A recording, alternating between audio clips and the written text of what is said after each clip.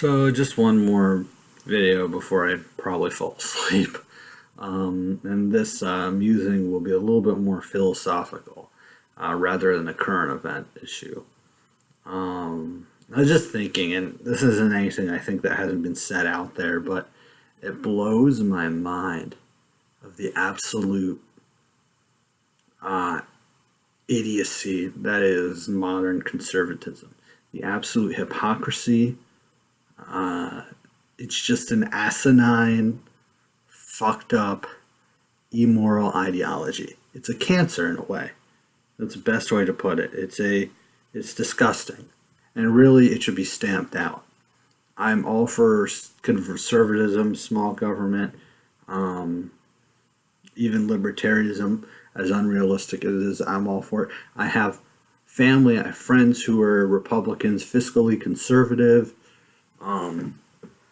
But what has happened to the conservative movement has been hijacked, and it's now some sort of like weird conflagration of social religious fundamentalists, basically Christian versions of the Taliban, would be the most appropriate way to put it. National defense hawks, people who seem neocons, people who essentially feel that we need to take over the world, that we're some sort of empire, need to take over the entire motherfucking world, and fiscal conservatism, your traditional Republicans. And it's just turned out this really fucked up platform that is the modern GOP, and that's turned it into really the most radical, fundamentalist mainstream party. I don't want to say mainstream, major. We'll say major party in the Western world. And that is changing, unfortunately, not because the Republican Party is moderating, because now we're seeing in Europe the rise of even more radical parties. This sort of right-wing fake populism. And what I'm talking about in terms of the phoniness of the ideology is they like to build themselves a small government, stay out of your lives, don't bother you. Government is it's this bullshit that that motherfucker Reagan used to talk about. We want to, government is a bad thing. And there's something to be said about the annoyances of bureaucracy, and obviously some regulations are probably a little overzealous, and there's something to be said about that. And some things are best left to private. I believe some things are best left to the private sector. Some things are best left to the public sector. And for that, I'm billed as some sort of radical, which always blew my mind. I don't think I was radical at all. But this is where we're at now. And this is what I was saying in terms of the shift of the Overton window to be so far to the right. The crux of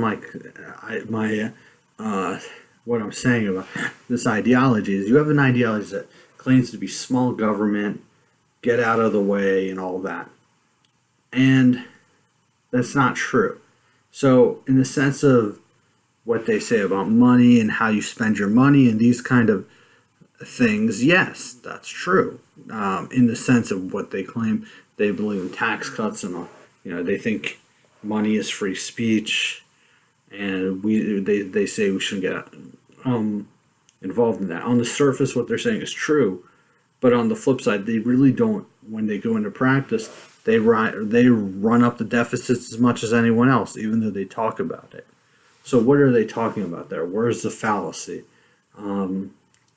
Well, when it comes to social programs, when it comes to things that help people, things that are going to help anyone but the rich, yeah, they believe in government not getting involved. So less help for education. You always hear when we talk about education or healthcare or welfare, how are we going to pay for it? How are we going to pay for it? I don't know how the fuck we're going to pay for it. But here's the thing. They still run up the debts when they're in power. You've heard some conservatives get pissed off about it. But how did they do that? One, military. They always run up the military budget. We got to give all this money to the next motherfucking aircraft carrier that we're never going to fucking use because the Cold War fucking ended 20 fucking years ago. And actually, at this point, maybe actually it's more than 20 years ago. That's not even correct. It's like 25, 26 years ago.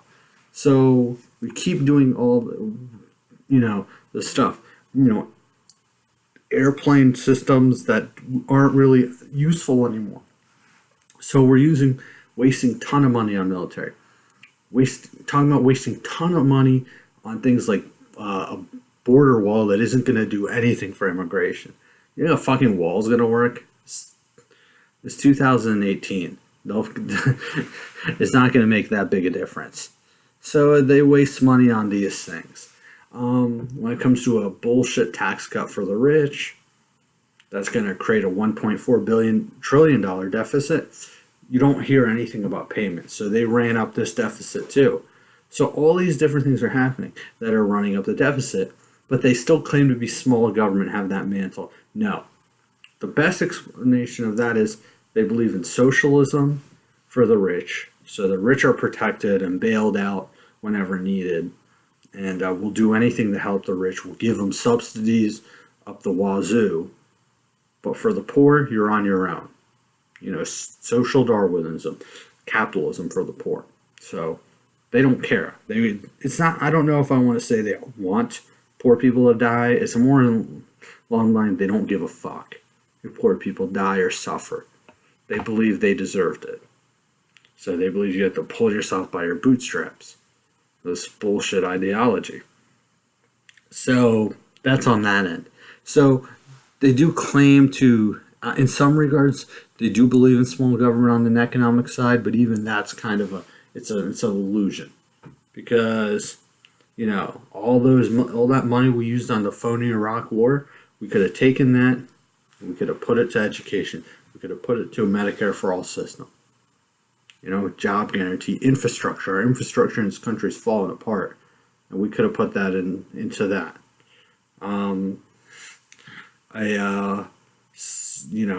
A giant mobilization plan to combat climate change.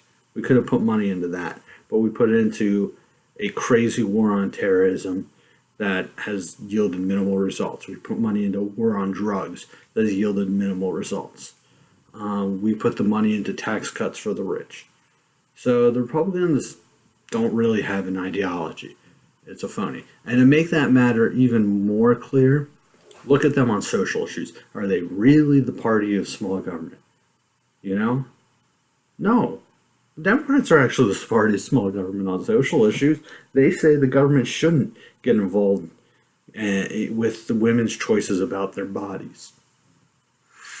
Republicans want the women to go there, want the government to go there and reach up the woman's vagina. That's what they want. Okay, it sounds nasty to say, but it's what they want.